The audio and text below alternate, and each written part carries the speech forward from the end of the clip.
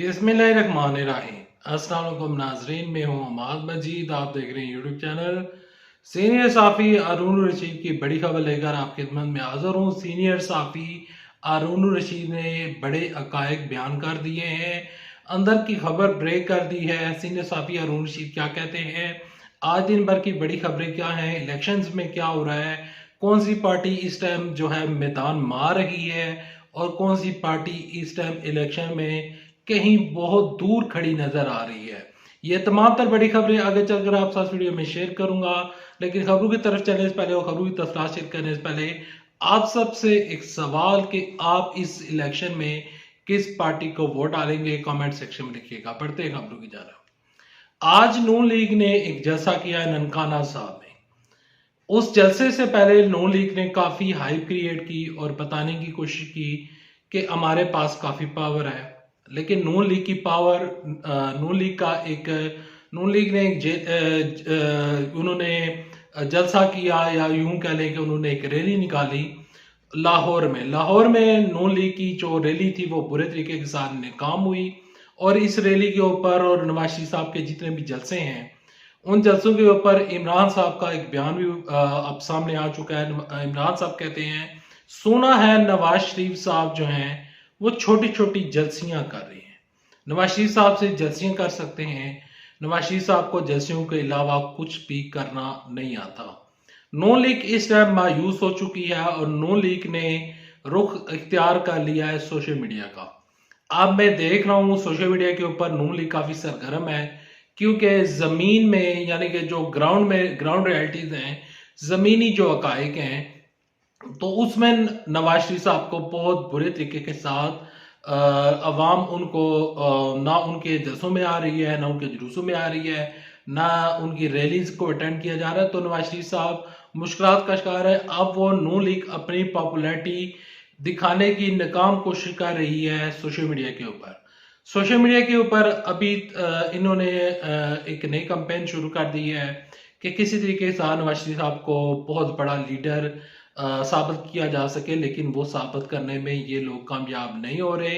कल ब्लूमबर्ग की एक रिपोर्ट काफी वायरल हो रही है कि इमरान साहब इस टाइम पाकिस्तान के मकबूल लीडर हैं, लेकिन इमरान साहब की बजाय ब्लूमबर्ग ने यह कहा है कि नवाज शरीफ साहब के दौरे हुकूमत में पाकिस्तान की मैशत ठीक थी, लेकिन इमरान साहब के दौर में हुकूमत जो मैशत थी वो ठीक नहीं थी। देखिए, इमरान साहब की मैशत के ऊपर इमरान साहब ने जिस तरह पाकिस्तान का जो उन्होंने भाग दौड़ संभाली थी और जिस तरह उन्होंने कोरोना में काम किए थे, तो लोग उन्हीं काम की वजह से, उन्हीं तमाम तर चीज़ों की वजह से आज भी लोग इमरान साहब को वोट डालने के लिए तैयार बैठे हैं। और इमरान साहब के वर्कर्स एंड सपोर्टर ये चाहते हैं कि वो इमरान साहब को वोट डालें। इमरान साहब का आज इमरान साहब के जो केसेस हैं, इमरान साहब का तोशाना केस और इसके अलावा इमरान साहब के ऊपर जो केस चल रहा है अलकादर ट्रस्ट, इस केस का जो ट्रायल हो रहा है वो जेल में हो रहा है, और जेल का ट्रायल इसको कलअदम करार देने के लिए इमरान साहब ने एक दरखास्त जमा करवाई थी इस्लामाबाद हाई कोर्ट में।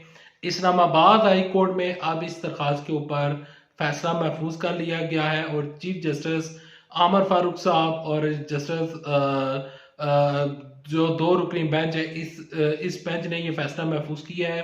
और अगर ट्रायल को कलअदम करार दे दिया गया तो इमरान साहब को रिलीफ मिल सकता है। कल लाहौर हाई कोर्ट ने इमरान साहब की 7 जमानतों को बहाल किया है, और कल, आज नहीं यानी कि कल जो आने वाला कल है, एक तो कल गुजर चुका है, जो आने वाला कल है, कल इमरान साहब लाहौर हाई कोर्ट में बजरिया वीडियो लिंक वो पेश होंगे और इमरान साहब को रिलीफ मिलने का चांस नजर आ रहा है। बढ़ते हैं अगली खबरों की जानिब। अगली खबरें कुछ यूं हैं कि सीनियर साफी हारून रशीद ने एक बड़ा इंकशाफ किया है। सीनियर साफी हारून रशीद ने, जब इमरान साहब जब ये इलेक्शन नहीं आए थे, तो इमरान साहब के बारे में उन्होंने इंकशाफ किया था कि इमरान साहब 2 तिहाई नहीं बल्कि 3/4 अक्सरियत से वो इलेक्शन जीतेंगे और आराम के साथ वो इलेक्शन जीत लेंगे और मैदान मार लेंगे। लेकिन अब क्योंकि इमरान साहब के लोग आज़ाद उम्मीदवार की हैसियत से लोग इलेक्शन लड़ रहे हैं और इमरान साहब के जो उम्मीदवार हैं वो आज़ाद हैं, तो अब भी सीनियर साफी हारून रशीद का ये कहना है कि इमरान साहब इलेक्शन जीत जाएंगे। और सीनियर साफी हारून रशीद ने बड़ी खबर ब्रेक करते हुए कहा कि नवाज शरीफ साहब की आने वाले दिनों में तबीयत खराब होने जा रही है और नवाज शरीफ साहब दोबारा लंदन की तैयारी कर रहे हैं।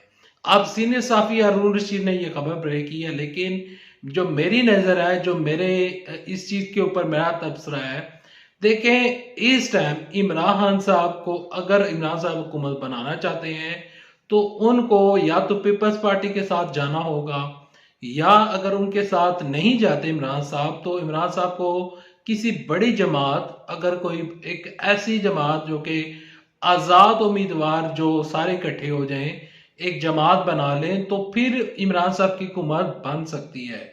बसूरत दीगर काफी मुश्किलात हैं, ये आसान बात नहीं है। बड़े बड़े सीनियर साफी, बड़े बड़े एंकर पर्सन ये अपने अपने तजिए बता देते हैं, लेकिन कुछ चीजें समझने वाली होती हैं। इनके तजर्बे, इनके तजिए वो अपनी जगह पर, इनके जो इनका तजर्बा इतना है कि जितनी मेरी उम्र भी नहीं है। सीनियर साफी हारून रशीद साहब जब हम पैदा भी नहीं हुए थे, वो तो 40-50 साल से साफत में है, लेकिन आप जो सामने अकायक हैं उन अकायक के ऊपर भी बातचीत कर रही हैं।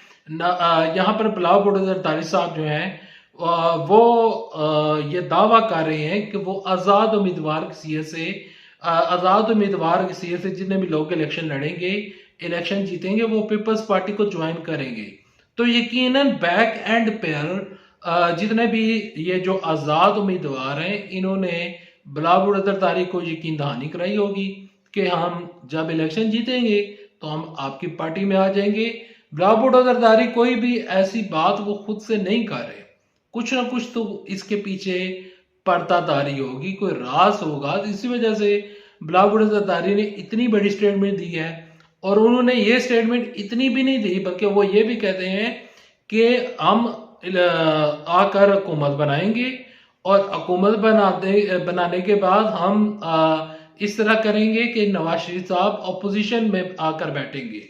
उन्होंने ये भी कहा है कि जो इमरान साहब के आज़ाद उम्मीदवार हैं वो मेरा साथ दें, हम मिलकर इलेक्शन लड़ते हैं, हम इलेक्शन जीतेंगे और इमरान खान साहब को साथ मिलाकर हम हुकूमत बना सकते हैं। लेकिन इमरान साहब कहते हैं कि मैं बिलावल भुट्टो जरदारी के साथ नहीं मेरा। शाह महमूद कुरैशी साहब कह रहे हैं कि मैं बिलावल भुट्टो जरदारी के साथ नहीं मेरा। यहाँ पर अब ये जो इलेक्शन हो रहे हैं, इस इलेक्शन के ऊपर जो शेख रशीद साहब हैं वो ये कह रहे हैं कि ये इलेक्शन पाकिस्तान की तारीख का एक ऐसा इलेक्शन है कि जिसके ऊपर मैं भी कोई अपनी राय देने से कासर हूं कि क्या हो रहा है। अब इतनी कंफ्यूजन पैदा हो चुकी है कि एक मिनट में खबर और आती है, दूसरे मिनट में वो खबर चेंज हो जाती है। अब ये जो इलेक्शन है, इस इलेक्शन में आवाम के ऊपर ये तमाम तर जिम्मेदारी आयद है कि या तो वो आजाद उम्मीदवार को वोट डालेंगे या फिर किसी पार्टी को वोट डालेंगे। अब जो सारी कहानी है, जो असल हकायक हैं, वो ये है कि अवाम क्या चाहती है। अवाम जो चाहेगी वही वजीर आजम बनेगा। अब अवाम क्या चाहती है आप कमेंट सेक्शन में बता सकते हैं कि अवाम किसके साथ खड़ी है। लेकिन अब ये जो आने वाले 10-15 दिन है अगले इलेक्शन के, इसमें हमें काफ़ी चीज़ें बदलती हुई भी नज़र आएंगी।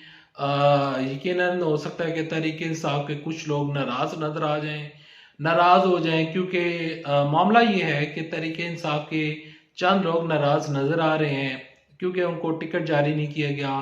तो तहरीक इंसाफ वाले उनको भी मनाने के ऊपर लगे हुए हैं। दूसरी तरफ से आसद जरदारी अप्रोच कर रहे हैं तहरीक इंसाफ के आज़ाद उम्मीदवारों को कि आप हमारे साथ मिलें। कल मैं देख रहा था अलीम खान साहब, जहांगीर तरीन कह रहे थे कि आज़ाद उम्मीदवारों की सीट से वो हुकूमत बनाएंगे। यानी कि अब सियासतदान भी कंफ्यूज हैं कि करना क्या है और करना क्या नहीं है। तो इस वजह से काफ़ी मिक्स अप हो रहा है और काफ़ी इस टाइम दिलचस्प सिचुएशन बन चुकी है। एक शख्स जेल में बैठा हुआ है और वो इलेक्शन लड़ रहा है, और वो यानी कि इमरान साहब वो दावा कर रहे हैं कि वो अगली हुकूमत बनाएंगे, जबकि दूसरी जमातें अजीब व गरीब तरह के दावे कर रहे हैं। तो मामला काफी दिलचस्प हो चुका है। आप किसके साथ है कमेंट सेक्शन में लिखिएगा। अभी तक लेते हैं, नेक्स्ट वीडियो तक लेते इजाजत। अल्लाह हाफिज। पाकिस्तान जिंदाबाद। अफवाज पाकिस्तान जिंदाबाद।